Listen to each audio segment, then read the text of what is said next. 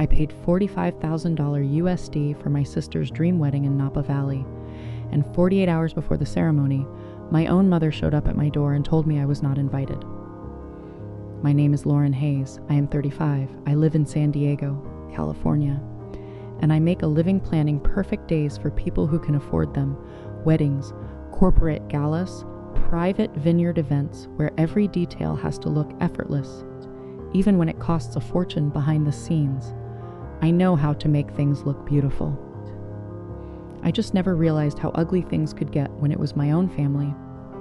The wedding was supposed to be my best work, Napa Valley, late summer. Golden lights spilling over the vineyards like something out of a movie. White roses flown in from Italy. A string quartet positioned just right so the music would drift through the ceremony without overpowering it. I had mapped out every second of that day down to the minute because my sister, Emily Hayes, wanted perfection, and I made sure she got it. I still remember sitting at my kitchen table 3 months ago, laptop open, invoices stacking up like a quiet warning I chose to ignore. Emily was across from me, smiling like she always did when she needed something. "You are the only one I trust to make this perfect," she said. And I believed her. That was my first mistake: flights for her bridal party, catering deposits, custom floral installations, a photographer who charged more for one day than I made in a week, and the venue, the venue, non-refundable, full payment required up front, total $45,000 USD, all on my card, every single contract under my name, because in my family I am not the one they celebrate. I am the one they rely on, the fixer, the planner, the one who steps in when things fall apart, and I did not question it, not once. Until that night the doorbell rang just after 8. I was in the middle of reviewing the final seating chart, shifting names around because Emily had changed her mind again about who deserved to sit near the front. I opened the door and saw my mother, Diane Hayes. She was holding an envelope, no smile, no greeting. Just that look, the one she uses when she has already made a decision and expects everyone else to accept it. She did not step inside. She just held the envelope out slightly, like it was proof of something I had not been told yet. "It would be better if you did not come to the wedding," she said. Just like that, no hesitation, no apology. For a second I thought I misheard her. The air felt thick, like my body forgot how to process words. "I am sorry." "What?" I asked. She sighed. Not angry, not even cold, just inconvenienced. "Emily wants a certain atmosphere," she said, "a certain image, and you do not quite fit. You ever feel something break so clean inside you that it almost feels quiet?" That was me. I looked past her, out into the street, like maybe there was a camera hidden somewhere. Like this had to be a joke I had not caught yet. But there was nothing. Just my mother standing there, calmly removing me from something I had built with my own hands, my own sister's wedding, 48 hours away. And I was not invited. I do not remember taking the envelope from her. I do not remember what else she said after that. I only remember closing the door and standing there in the silence, my hands still on the lock, my heart pounding so hard it felt like it was trying to force its way out of my chest. Then I looked at my laptop, at the contracts, at my name, and suddenly everything shifted because they thought they could erase me from that day. They thought I would stay quiet. They were wrong. That was the moment I realized. This wedding was never theirs. It was mine. I do not cry. Not that night. Not when I sit back down at the kitchen table, staring at the same spreadsheet I had been obsessing over just minutes earlier. The seating chart is still open. Emily's name is still at the center, surrounded by people she carefully selected to reflect the version of herself she wanted the world to see. And mine? Not there. I let out a short breath. It sounds almost like a laugh, but there is nothing funny about it, because suddenly every small thing clicks into place. Every last-minute change. Every vague answer, every time Emily said, "Do not worry about it, I will handle it." No, she was not handling anything. She was removing me. I closed the laptop slowly, then open it again. My fingers move before my emotions can catch up. Contracts, venue agreement, catering contract, floral design invoice, photography license, all under one name, mine, Lauren Hayes. I scroll through each document, this time not as a planner trying to perfect an event, but as someone looking for leverage. And there it is, clear, legal, unmistakable. The paying party retains full authority over modifications, cancellations, and execution. I lean back in my chair, staring at the screen. You ever feel your heartbreak turn into something else? Something sharper. That is exactly what this is. I reach for my phone. There is one person I know who will not sugarcoat this. One person who will tell me exactly what I need to hear, not what I want. I tap his name, Daniel Carter. We went to college together. He used to joke that I planned chaos for a living, and he cleaned it up in court. Now he is a contract attorney in Los Angeles. He answers on the third ring. Lauren? It is late. Everything okay? I do not waste time. No. I need you to listen. And then I tell him everything. The wedding, the money, the contracts, the envelope with no name, the part where my own mother stood on my porch and uninvited me from something I paid for. He does not interrupt, not once. When I finish, there is a pause, a long one. Then he asks, calm and direct, how much did you pay? $45,000. Another pause, then his voice changes, slightly lower, sharper. That is not a family issue, he says. That is a legal one. I close my eyes for a second. Because hearing it out loud does something. It strips the emotion away, turns it into something clean, something actionable. They are still planning to go through with it, he asks. Yes, in 2 days. Under your contracts? Yes. He exhales slowly. Lauren, they cannot do that. I look back at my screen, at my name printed clearly on every agreement. I thought so. No, he says. Not you thought. They legally cannot. You control the event. Full stop. That lands hard. For a moment, the silence between us feels heavier than anything my family said to me, because this is the truth they never considered. They thought I was emotional. They thought I would be embarrassed. They thought I would stay quiet. Do not call them, Daniel says suddenly. I was not planning to.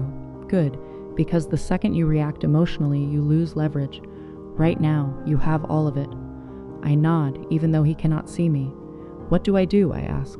There is a slight shift in his tone. This is the part where he stops being my friend and becomes something else entirely strategic. You document everything, he says. Every receipt, every message, every confirmation. I want a clean file. If this escalates, you will need it. I am already moving, laptop open. Folders created, files dragged and renamed. It feels different now, not like planning a wedding, like building a case. I also want you to call every vendor tomorrow morning, he continues. One by one, confirm that you are the sole contracting party. And then there is a pause, and when he speaks again, there is something almost dangerous in his voice. Then you decide how far you want to take this. I stop typing. How far? I repeat, he says, because you have options.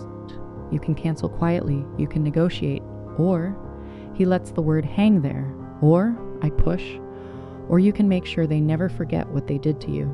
The room goes completely still. I glance toward the window. The street outside is quiet. Normal, like nothing just changed, but everything did, because this is no longer about being uninvited, this is about being erased. And for the first time in my life, maybe I'm not trying to fix it. I am deciding how to respond. I look back at the contracts, at my name, at the power I did not even realize I had. They wanted a perfect wedding, I say slowly. Daniel lets out a quiet breath. Yeah? I feel something settle inside me, cold, steady, unshakable. I think I am going to give them one. He does not laugh, he just says, then do it right. We hang up. I sit there for a long time after that, staring at nothing, letting the silence wrap around me. Then I open my phone and I start making a list, venue, catering, music, security, not to plan the wedding, but to control it. Because if they think I am going to stand there quietly while they celebrate on my dime, they really do not know me at all. And by the time I am done with this, they are going to wish they never did, because if they wanted a perfect wedding, I was about to give them a perfect ending. I arrive early, earlier than anyone expects me to. The vineyard is exactly how I designed it. Golden sunlight stretches across the rows of vines, soft and warm, like nothing in the world could go wrong here. White chairs are lined up in perfect symmetry. The floral arch stands at the end of the aisle. heavy with imported roses that cost more than most people's rent. Every detail is flawless. Of course it is. I made sure of that. I park across the street, far enough that no one pays attention, close enough that I can see everything. Guests begin to arrive in waves, expensive dresses, polished smiles, the kind of people who care about how things look more than how they feel. I recognize almost all of them. I place them on the seating chart myself. They laugh, they take photos, they sip champagne that I paid for, and not one of them knows the woman sitting in that car is the reason any of this exists. Funny, right?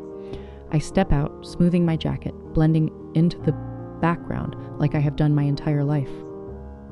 Invisible.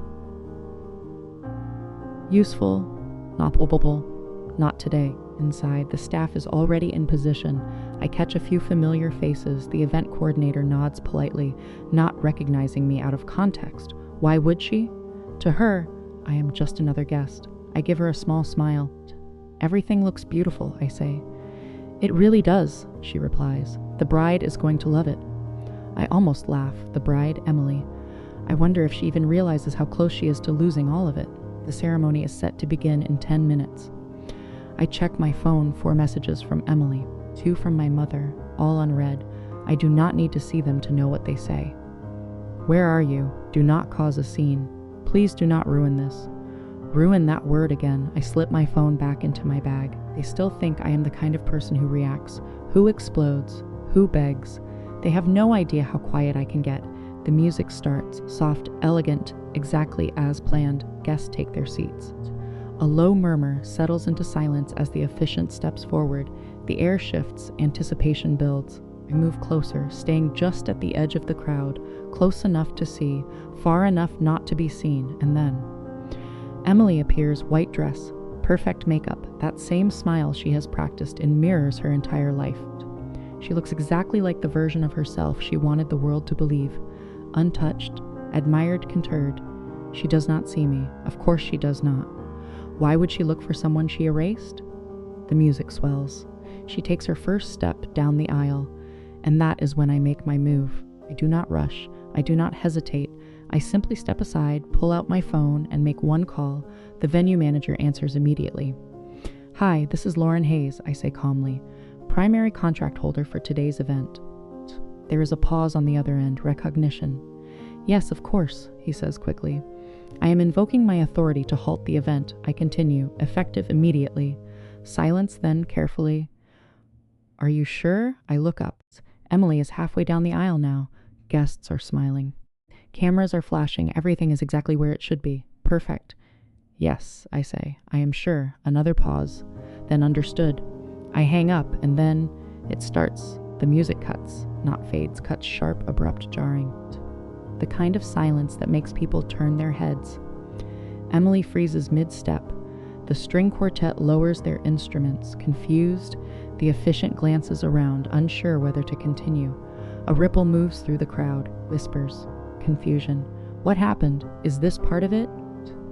Why did the music stop? I take a step forward. Staff members begin moving. Subtle at first, then faster. Coordinators whisper into headsets. A few servers stop mid-pour, placing glasses back on trays. The illusion cracks. Emily turns toward the front, panic flickering across her face for the first time.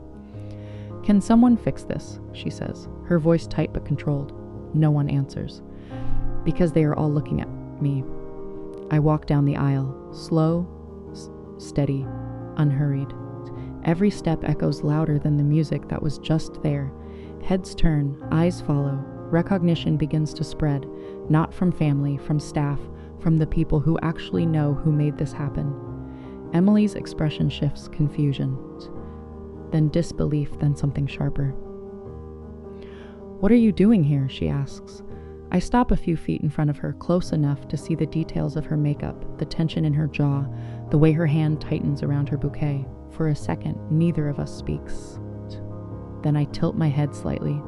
This wedding is canceled, I say. Not loud, not dramatic, just clear. The words land like a shockwave. Gasps ripple through the crowd. My mother stands up so fast her chair scrapes against the ground. Lauren? What are you doing? She snaps. I do not look at her. I keep my eyes on Emily. Because it was never yours, I continue. Emily lets out a sharp laugh, like she cannot quite process what she is hearing. You cannot be serious, she says. This is my wedding. I reach into my bag and pull out a folder. Clean, organized, prepared. It is mine. Her hands shake as she flips it open. Contracts, invoices, signatures. My name over and over again. Lauren Hayes, the groom, steps forward, confused, trying to understand. What is going on? He asks. Emily does not answer. She cannot because she is reading the truth out loud, right in front of everyone. My mother rushes toward me, her voice rising. This is not the time for your drama, she hisses. You are embarrassing us. That almost makes me smile. Embarrassing, I repeat softly. Now I turn to her, finally. You removed me from my own event, I say. I am just correcting the mistake. The crowd is no longer whispering. They are watching. Phones are out. Recording, good, let them, because this is the part they will remember. The part where everything breaks. Security steps in quietly, not toward me. Toward them because the instructions were clear. If the contract holder halts the event stops. Emily's voice cracks. You cannot do this, she says. I meet her eyes for the first time, really meet them. Yes, I say calmly, I can. The music is gone. The illusion is gone. And the perfect wedding? Gone with it, I take one step back, then another, letting the silence fill the space where everything used to be. And as the reality finally settles over them, AP realizes something. This is not even the worst part for them. Because what comes next is going to hurt a lot more. The silence after a public disaster has a sound of its own. It is not loud, it is not dramatic, it is the strange, hollow kind of silence that comes when hundreds of people realize they have just witnessed something they were never supposed to see. I stand there for one more second, watching Emily grip that folder like it might somehow change what is written inside. It does not. Contracts do not care about feelings, neither do consequences. The first person to break is not Emily. It is her future mother-in-law. She rises from the front row with a face pulled tight in disbelief, pearls trembling against her throat. She looks from Emily to me, to the venue staff now quietly shutting things down around us. What exactly is happening here? She demands. Her voice is crisp, controlled, expensive, the kind of voice used by women who have never been told no in public. Emily opens her mouth, but nothing useful comes out, so I answer for her. What is happening, I say evenly, is that this event has been halted by the legal contract holder, me.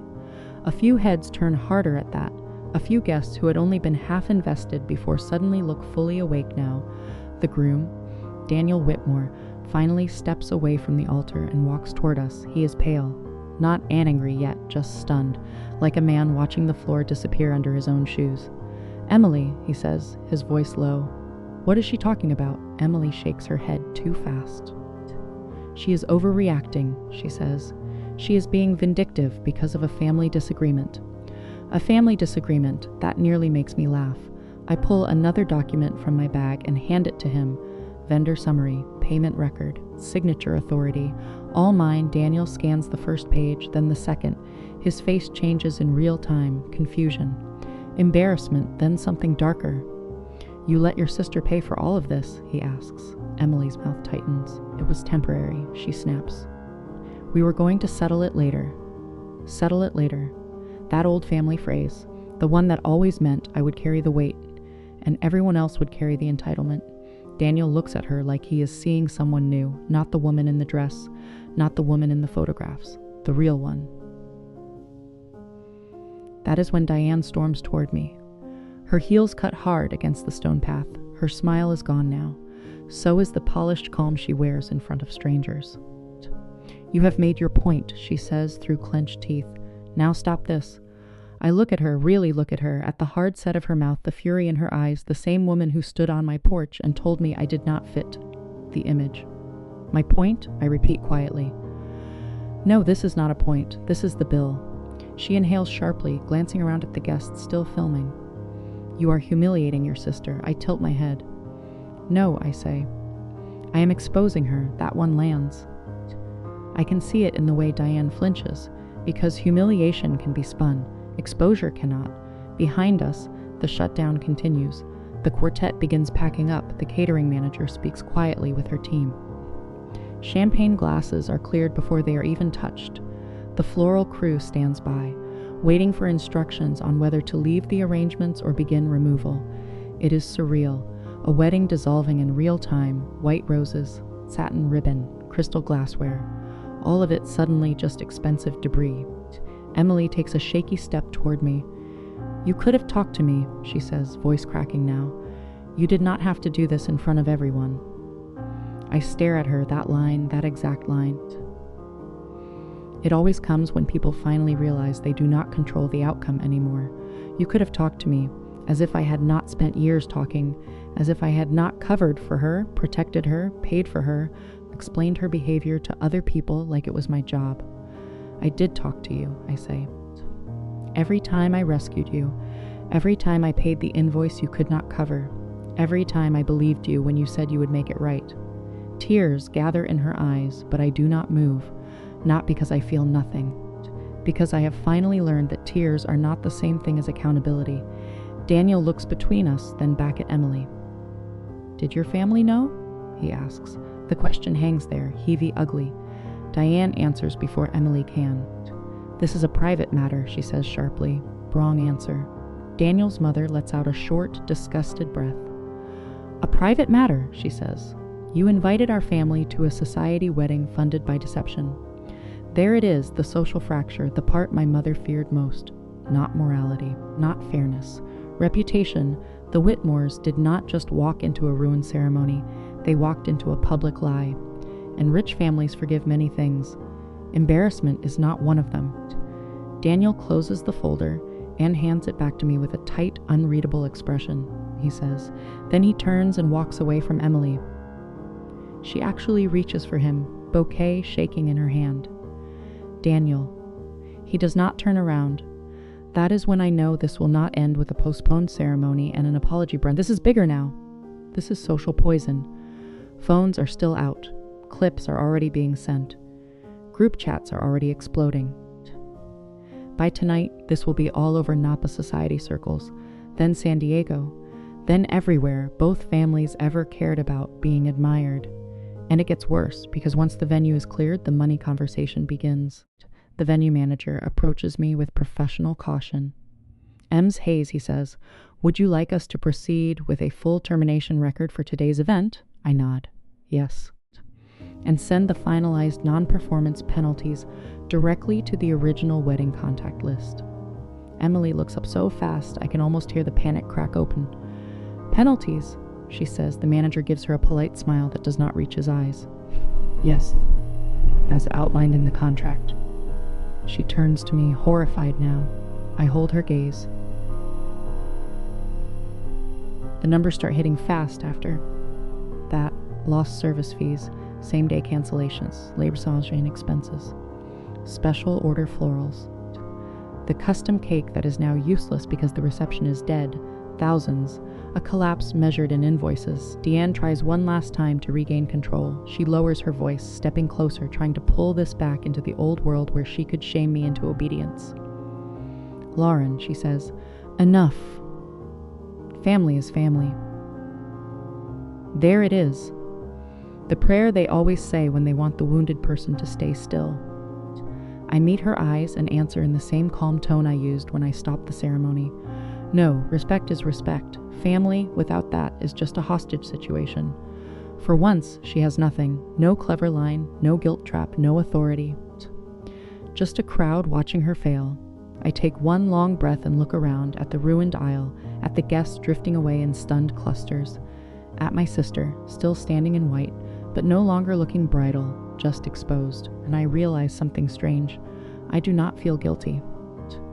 I do not even feel triumphant yet. I feel clean, like someone finally opened a window in a room I had been suffocating in for years.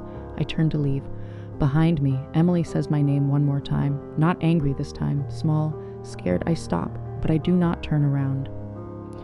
"You did not just cancel a wedding," she says. Her voice breaks on the last word. I look ahead at the path leading out of the vineyard, sunlight still spilling across it like nothing happened. "No," I say. "I canceled the lie." And then I keep walking because the ceremony may be over, but their collapse, that is only beginning.